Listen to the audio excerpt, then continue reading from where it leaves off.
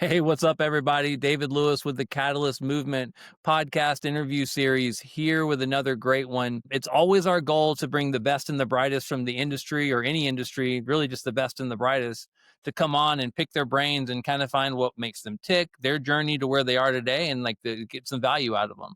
Today is no exception. I got the amazing, legendary Dan Rochon. He is the host of the No Broke Months podcast and the author of the upcoming book, Teach to Sell. Dan, what's up, buddy? How are you? David, hello. Thanks for inviting me. Yeah, man, it's awesome to have you. I know you have a lot that you're working on, but for those in the community that might not be familiar with you yet, right? They're getting a treat by getting to know you today. Tell them a little bit more. How did we get here? Like, give us your condensed 6 to 7 minute life story. Like, how did we get here today?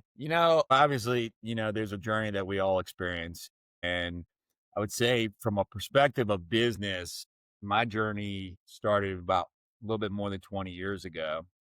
And that's when I was balled up on my bathroom floor, my overcramped townhome in Alexandria, Virginia, dehydrated, kidneys on fire, liver on fire, vomiting, nothing left in my body to vomit, hungover from another night of abusing alcohol, 32 years old. And that morning I was, balled up. I recognized, every morning I would say the same things to myself. I'm not going to drink today. I'm not going to drink today. I'm not going to drink today. And then around 10 o'clock at night, I'd have my first beer. And by 2 a.m., I would have passed out after around 12 beers and 2 bottles of wine. And, what started off as relief became a trap. And so I started to look to say, well, what can I do? I was waiting tables at the time. I knew I wanted to be a business owner. I knew I wanted to be able to help people succeed, help them solve their problems, help them achieve their goals. And here I am, a drunk waiter, 32 years old. So I knew there was something else that I could be, somebody else I could be, something else I could do. I just didn't know that I didn't have any mentors, I didn't have any guides.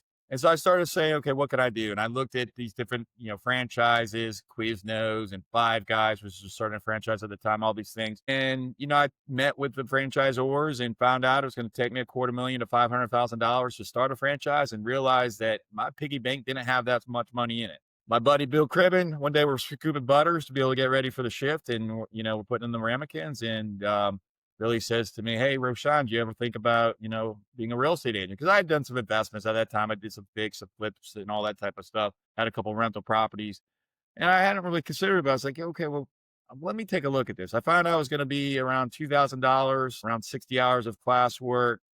And after that, I'm a business owner. And so that's how I got started in business. My first 6 months in business, and as a real estate agent, I'm thinking, oh, wow, great. Zero, not a single freaking sale. April 2008, April 2008, I had my first closing. I hired my first assistant the day after my first closing. 12 months after that, so this is 18 months after getting my real estate license, I was able to buy the brokerage that I worked for. It was a franchise, Keller Williams Realty franchise. I had around 150 agents or so that I served in that capacity as the operating partner. And that was the beginning of my journey. And then, ever since, from then to here, lots of peaks, lots of valleys, lots of learning opportunities, a few successes along the ways that I'm grateful for. And that's sort of my 30,000, viewpoint of, where I came from. Yeah. So thanks for sharing all that. There's a little bit to unpack there that I loved hearing. And number one is, I think you probably, whether you just got lucky in doing it or whether it was purposeful, you did the thing that most agents forget to do. And you realized being a real estate agent was a vehicle into owning a business. And then it was a business of one at the time, right? It was you. Then it grew to be you and an assistant. But most people forget to make that transition in their mind from, I'm an actual business owner. They go, I'm an agent. And like, you're not an agent, you're a business owner. And you wear two hats. It's the business owner hat and the agent hat, right? And they're two different hats. And people just usually identify with the agent hat and forget they also have to be the person that would police them as their first employee, right?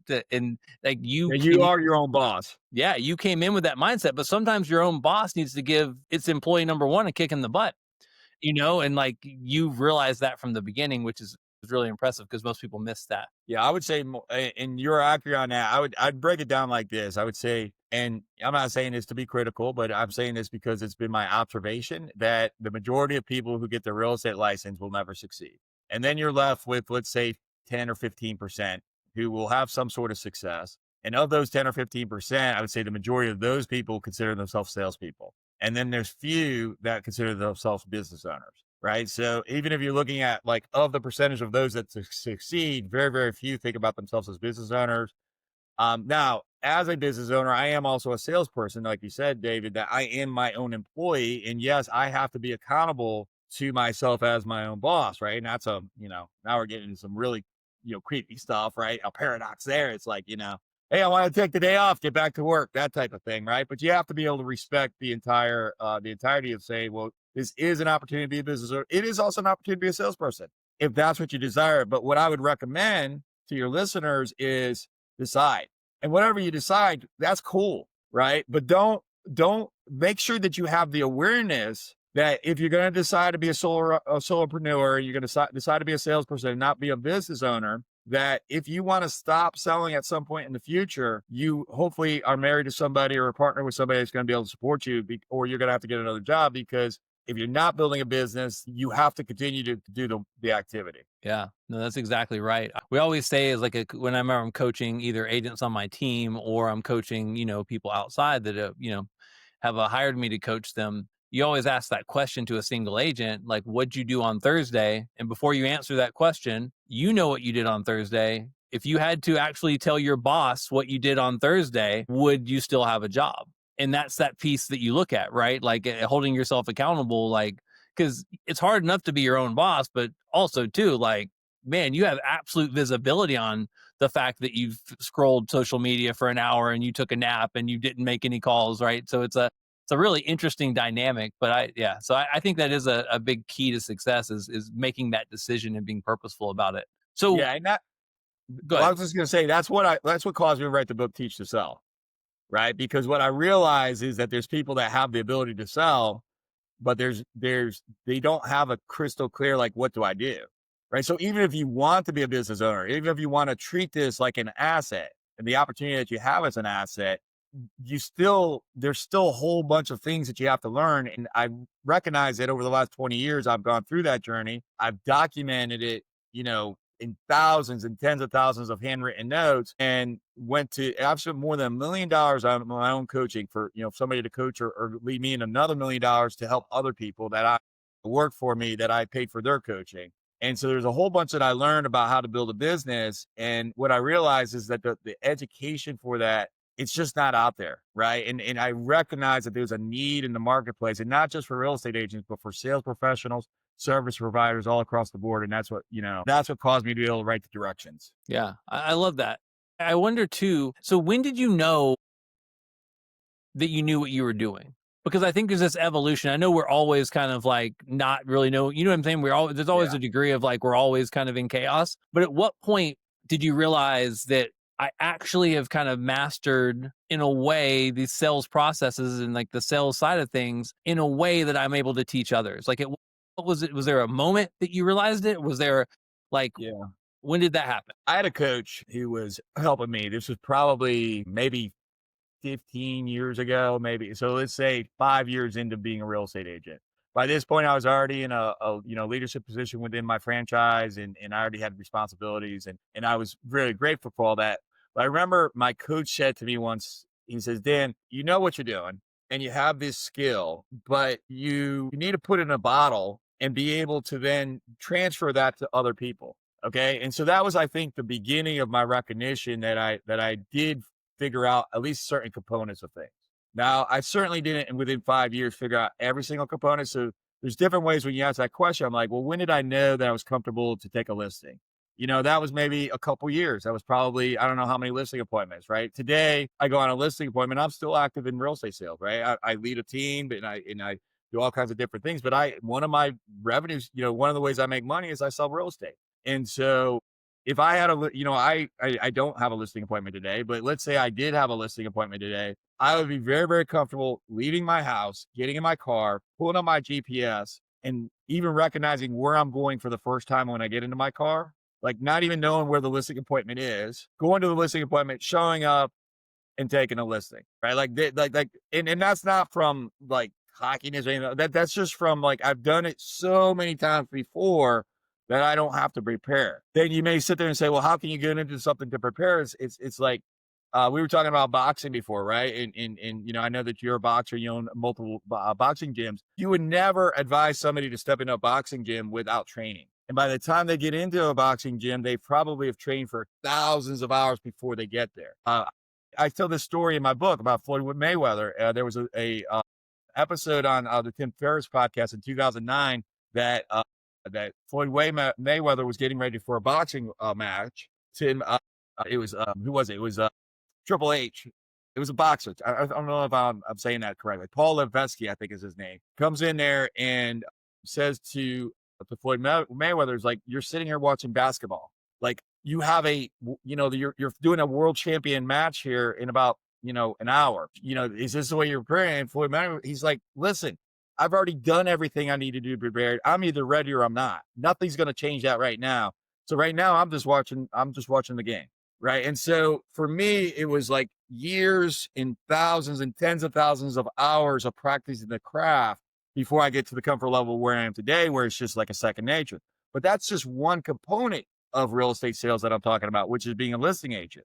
That's a whole different conversation than being a business owner and understanding, what are the different levels? What are the pillars of doing this? Is first you have to believe in yourself. Then you have to be able to know how to get business, lead generate. Then you have to be able to know how to build an organization. And then have to know how to lead people so that you know how to think so that they can achieve their goals. Well, guess what? That organization building and the leadership, that's probably the most of my journey has been, in there, because it's easy to hire a bunch of people. But if you're not aligning goals and you're not aligning the right people and you don't understand, you don't get paid to be right. You get paid to be able to influence other people so that they get what they want. And so the best answer I have for you, David, is the question was, when did you know that you sort of got it? Well, it depends on what aspect it is that we're talking about. And, today I'm continuing to grow, and there's many, many things that I have to learn in front of me. And I'm grateful that I've got the rest of my life to be able to figure that out. Yeah,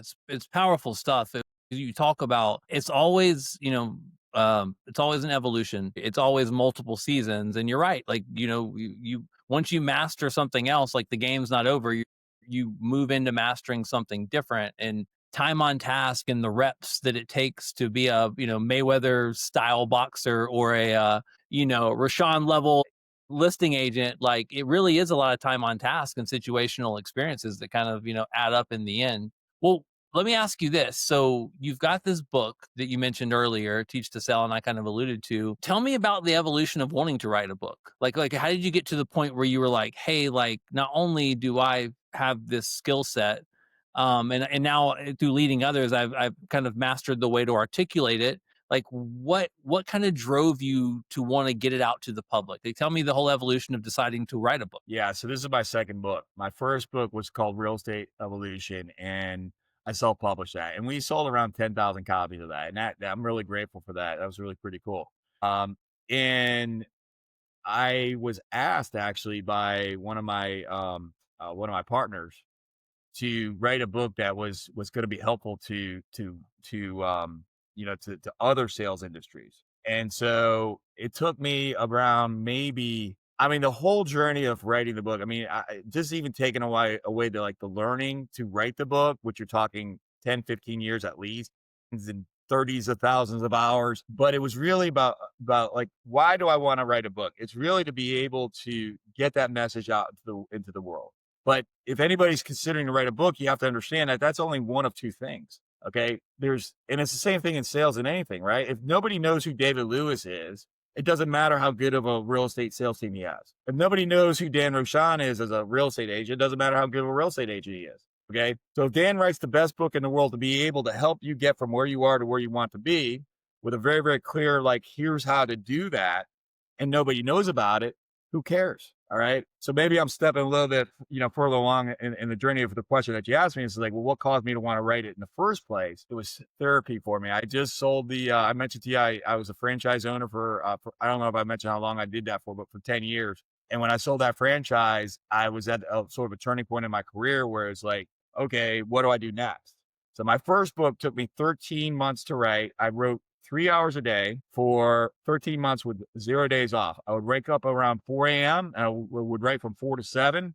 And then I would do all my morning rituals from 7 to 9. And then I would do my business from 9 to 5. And that was my for 13 months I did that. And so wrote the book, sold a bunch of copies, and then a few years later, and that was really because I didn't know what to do. I was like sort of like a turning point in my career. I was like, I don't know what to do. And I just sort of, it was therapeutic for me to write, what have I learned so far? As I was trying to think of like, what's next? Yeah. And then I got a business partner, and one of my business partners came from reading that book. He contacts me, and then later we end up, getting in business together. And then it was just from a conversation similar to this, and he's like, I love the book that you did, but you're having a limited impact. And he was coaching me. He wasn't a paid coach or anything, but he was coaching me on, do you want to make a difference in the world? And the answer to that is yes. Have you learned something that's unique, that you have a voice to, and you have the ability to be able to communicate, to be able to help others? Like, yes. He's like, have you ever considered revising, your book to a wider audience? And by this time I had even learned more, and I learned more about writing, by the way, because my first book, I didn't learn about writing, which is weird for me. Because normally what I do is I go and I study success and then I implement it. This one, I just did it. The first book. The second book, now think about this. My first book was 90,000 words. My second book is 45,000 words. It was harder to write 45,000 words than 90,000 words. I guarantee that. But I Yeah. also went into to studying, like how to write the hero's journey, how to be able to communicate in a way that is impactful, how to be able to be brief in the way that you communicate. You can see, like, you asked me a question, and like 5 minutes later, I haven't shut up yet, right? That's the way I write as well. So I think that's the answer to your question. I'll shut up now. No, this is all great. I think more often than not, when we have authors on and we talk to authors, a lot of times they talk more about the book and the content of the book, which we're going to get to in a second because I'm really excited to kind of for you to share some of that. But there's such an interesting process in the creation of the book and the creation of the ideas behind the book, and it is a discipline that no one is born with. Like no one is born a gifted writer. Like it is a learned skill set, and it is a discipline. Some of the most prolific writers in history write daily. John Maxwell famously says that every single day he pulls files for future books and like notes, he writes, he records, like he does everything daily. And, that's how he's written Did such you a. hear that from John? Did you hear that conference from John? I did. I did. I got to meet John. I got to have dinner with John earlier this year. And like he was talking about it. Oh, okay. I heard that at a conference from John many years ago, and it was when I was writing, and it was interesting, and he even says, like, even on Christmas morning, I was writing, and in that right there inspired me to say, I'm not taking a day off until this is done. And the biggest journey of writing a book is you don't know when it's going to be done, right? It's like people would ask me, when is it done? I'm like, it's done when I have nothing else to say. yeah. Well, and that's the other side of it too, is that it is art, like it's on the especially on the nonfiction side of things, like where you're talking about actual skills and you're talking about like really tangible things, but you are crafting something that is art, and there is that piece of creativity that's in it, and like how do you know when it's done? And so yeah, I love talking about all this, man. I think it's really interesting, and I think it's a really good perspective because there's parallels to lots of things that we do. The time on task, the repetitiveness of the discipline of getting it done. What for you, and then we'll talk a little bit more about the specific book. What was the most surprising thing for you when you sat down to write? Like what was the thing that you never saw coming? The thing that you're like, man, like this not I did not think this was part of it. I love that you asked that question, David, because I hadn't considered that ever before. So this is the first time I'm having the understanding of the answer to that question, which is interesting. Let me tell you a story before I answer that question. Once upon a time, I had a coach who was coaching me. This was early in my career, who said to me, Dan, you'll know when you get successful at real estate sales is when you get bored with lead generation. And I think that lays back into your your previous question as well, right? And I thought this guy was crazy at the time. And, I was still even, I'm a very confident guy, right? Like I have a humble confidence, but I'm very confident. And I, things don't scare me, right? But it did sort of give me a little bit of a ting in my belly of calling an expired seller at the time when he's telling me this, right? Like it gave me a little bit of a fear when, go do this networking event and go meet all these people and go do this and some of the activities. And I know these are many of the activities that cause a lot of real estate agents to not have success is because they don't fight through that fear. Now, when he was telling me, Dan, you'll know that you got this when you get bored, I thought he was full of it. I was like, you're crazy, dude. Right? Like, how could I ever get bored of this? Because I'm still, having a little bit of that fear. And he was right. And I did get bored with it. I'm still bored with it. I'm bored with lead generating. I lead generate online in front of groups of people when I'm coaching live because lets me teach and it lets me to be able to show them and it's enjoyable for me because I'm going to lead generate anyways, right? So let me lead generate in front of others, right? So now that brings us into the answer to your question. What was the most surprising thing that I had? It was boring. Same freaking thing. Okay. It was boring to sit there 3 hours a day, every day for 13 months of just writing and writing and writing and writing. And more than writing, erasing what you just took 10 days to put together that you have 2 pages of, and you find out that it sucks and it doesn't fit into anything. And now you got to take that 10 days and it ends up to be 2 sentences. And so that was the surprising part of me. Now, the recognition of when you just asked that question, I'm like, dude, that's awesome. Thank you for asking me that question because I knew that was true for both of those instances in my life or my journey and, a professional journey, but I didn't connect the dots that there's similarities in both of those, right? So I think that that's a useful thing for whoever's listening right now is to understand that when you do it every single day, the same things, no matter how scary it could be today, at some point it will get boring. And when it gets boring, that's when you know that you've probably figured it out. So Yeah. now I just came up with a better answer to your first question. Thank you, David. There you go. There you go. No, it's great. There's a lot of truth to that because success, and this is a thing that business owners like fall into, the trap they fall into a lot is that actual success is boring, right? There's moments of thrill, but like the way you win life is by maintaining success. And there's a lot of repetition, there's a lot of discipline, and and that can be boring, right? Like really good investing is not exciting, right? Like really good, like winning the lottery is exciting, right? Like playing blackjack and hitting it big is exciting, but that's not what building wealth actually looks like. And the same as like building a business. Like you have moments of excitement. You might get your biggest listing ever, or you might make a really good hire, or you might get on a new construction relationship or something that's huge. But that's 5%. The other 95% is the same stuff over and over again, done in a way that creates a consistency of success. So yeah, I think it's a really strong point that you made. All right, man. Let's talk about the book. Let's talk about Teach to Sell. Like, give us a sneak preview. Tell us a little bit about the core concepts. Like, you don't have to give the whole thing away, but man, like I know the listeners would be grateful for a little bit of insight. And you've been dropping brilliance on this so far, so I'm sure that book is packed with it. All right. So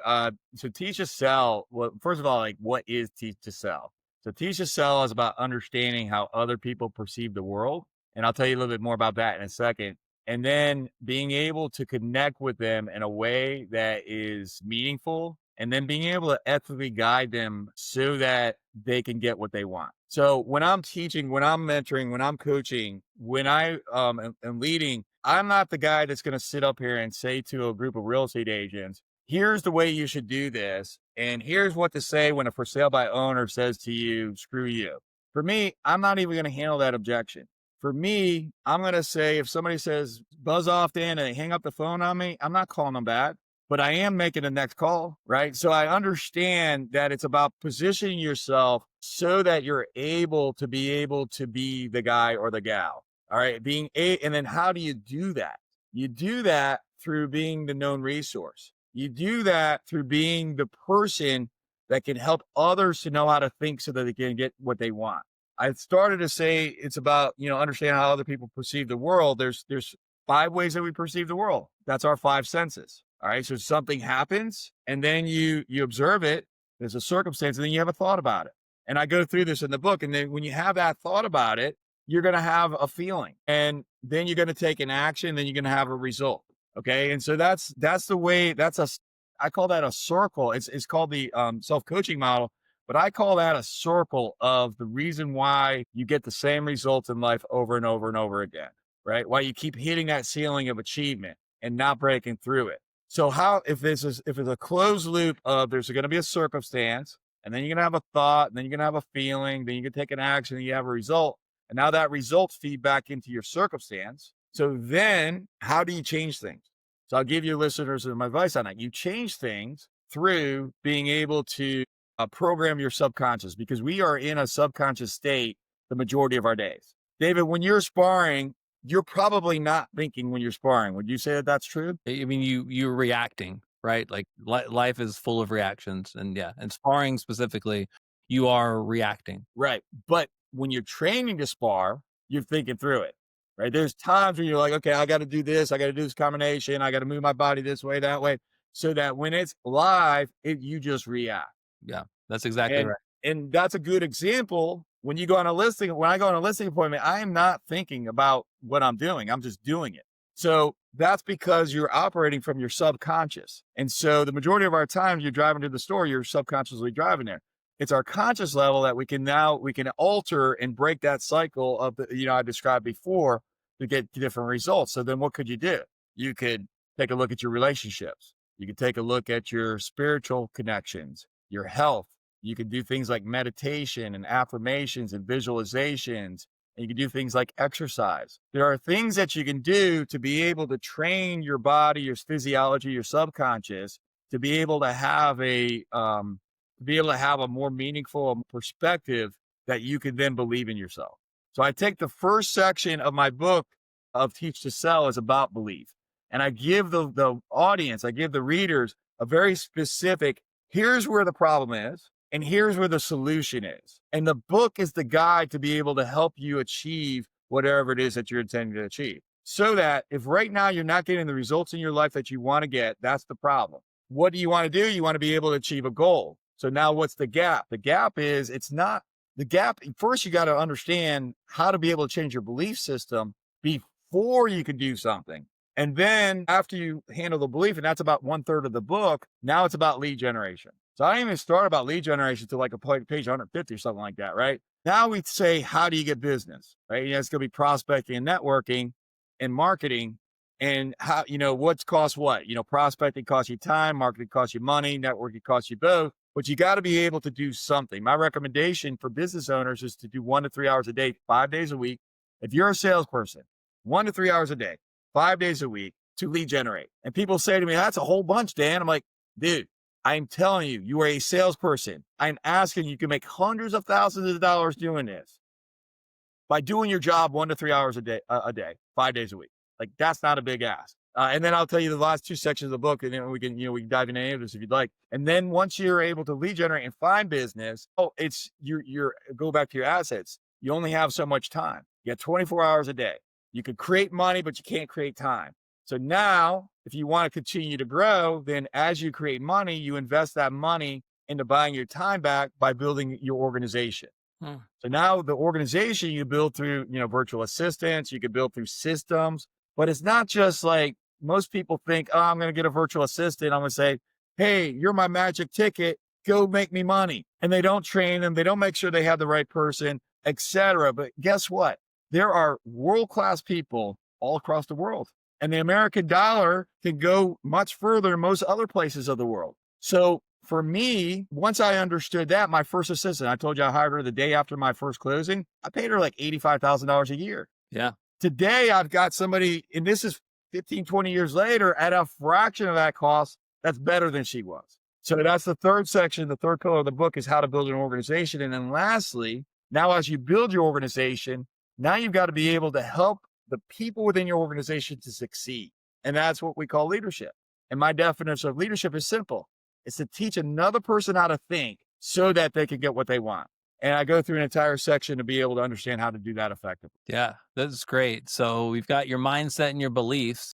You've got lead generation, then followed by kind of building the organization around to kind of get to your end goal. It's such a great way to kind of break things down. Like everything starts with mindset. And I love that you talked about that you can't keep doing the same thing because, like, that is true. And you have to know where you want to go, but you also have to understand that to get there, you have to do something different than you're currently doing today. Because if today's actions were enough to get you what you wanted, you'd already have it. So it takes a mindset shift, right? And then you get into the practical do the work, because nothing comes without doing the work. And, I used to, as from training agents for the past decade, I say, hey, you don't have to be the best cold caller. You don't have to be the best door knocker. You don't have to be the best community builder, but you got to do something, right? Like the real estate gods do not bless you with business just for sitting there, right? Like you've got to go out there and do it if you want to build something special. So I love that. And then the organizational point, you made brought such a good point about virtual assistants, and that the world has changed and technology has changed so much that, I run most of my entire organization with a virtual assistant in the Philippines who I've never actually met, but he's worked. I mean, we video chatted, but we've never met in person, but he's been with me for 8 years. He's been in my world for a couple childbirths, like on his side, like I've helped him purchase a car. I've helped him purchase a computer. It's, multiple computers at this point. Like it's just a matter of, because you said it, an American dollar goes really far in some areas. While it is a lower rate for a virtual assistant compared to what you might hire someone stateside, it is actually game changing for them. It's actually a really, really amazing wage. It provides them a really amazing income. And I just think that there's also this opportunity to work with people who are grateful to work. And sometimes stateside, it's a little bit harder to find people who are truly grateful for work. And I love that you brought that up. I So, want to I want to expand on that. I have had So when I was younger, I used to be in the restaurant business, and I waited tables, I bartended, I managed, all different types of things. And in my first job, I was 25 years old as a food and beverage director at a small luxury hotel. I had about 150 employees at the time. That was my first leadership role. And so I had a lot of opportunity to lead people in our country. And one day I've got a huge organization that's overseas. I got people in the Philippines, I've got people in Nigeria, and I have a South American who is in Europe, but he's from South America. And so I probably have around 11 virtual assistants, and some of them have been with me for as long as, the gentleman that you mentioned. And what I've discovered is I've never, in any American that I've ever led, heard the word, "Thank you, Dan, for giving me a job." It never even occurred to me, because I'm grateful for the work that they provide me, right? So it never even occurred to me that that was a missing, until I started working with people outside the country, and I can't tell you how many people literally are crying like, "Dan, you helped me be able to pay for my kid to go to college. You helped me buy my first car." I mean, I sent one of my assistants, and this is so crazy. I don't know what I sent her towels, right? She calls me up. She's crying.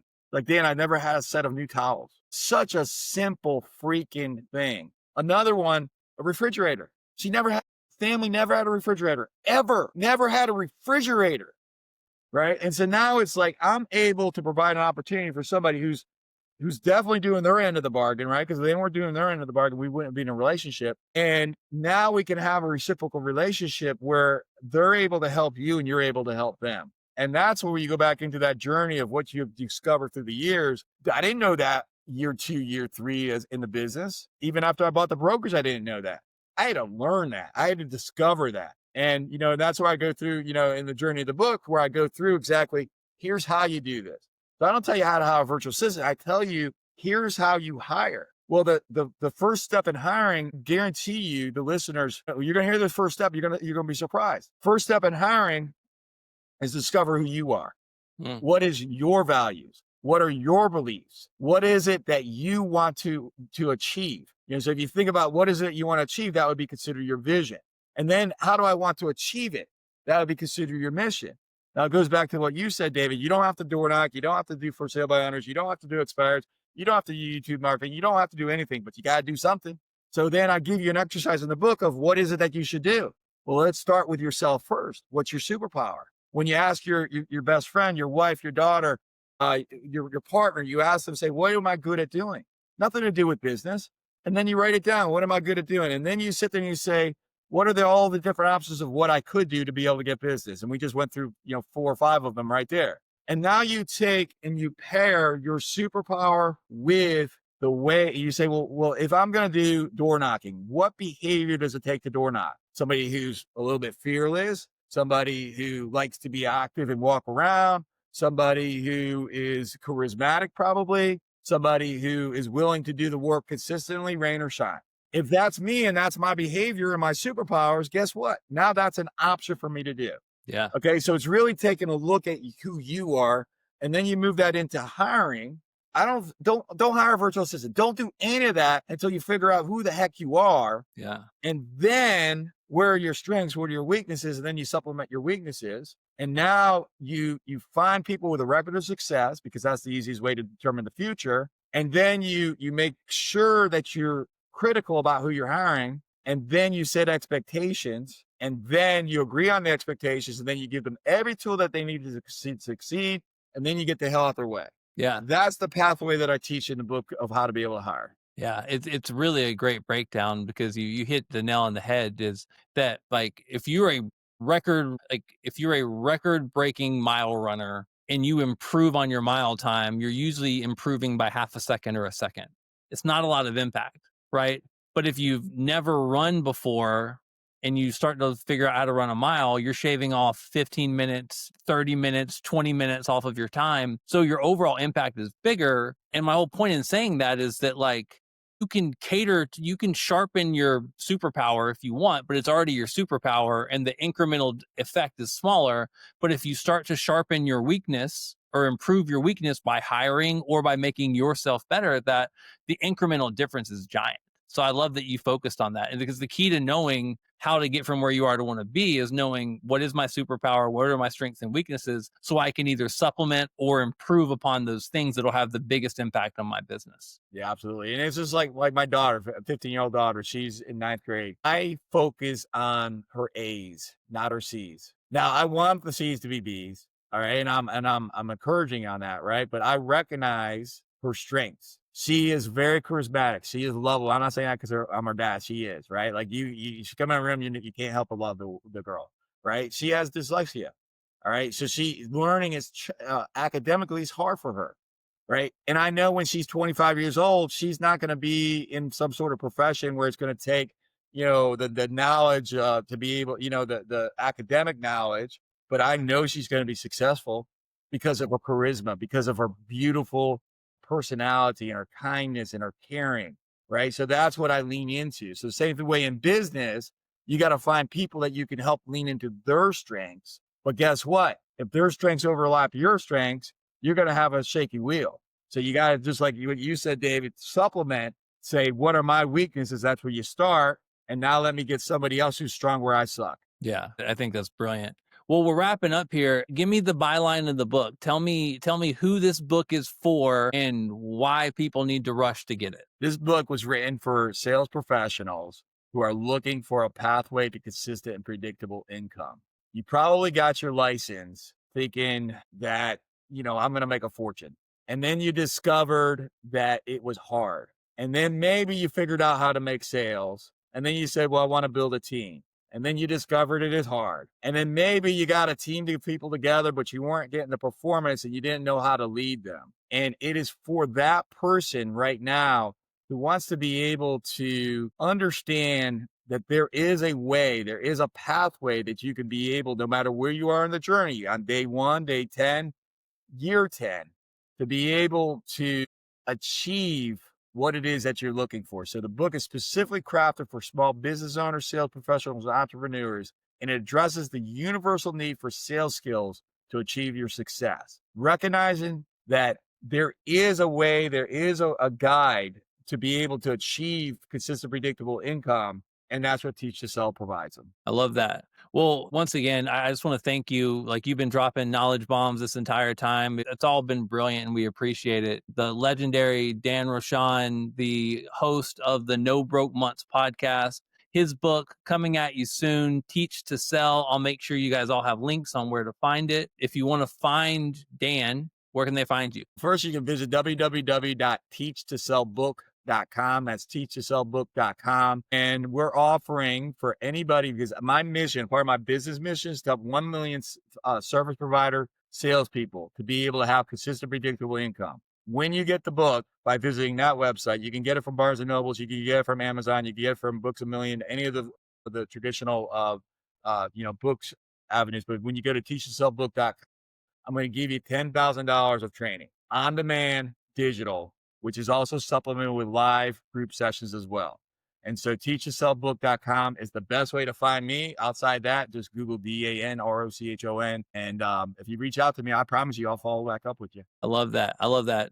But we appreciate you pouring into the Catalyst movement here today, guys. Our commitment remains the same. We're going to bring the best and the brightest in all sizes and shapes within the industry, to from small business to big business to big industry leaders to we had first time agents who are figuring it out on as well. So, Dan, I can't thank you enough, buddy. My pleasure.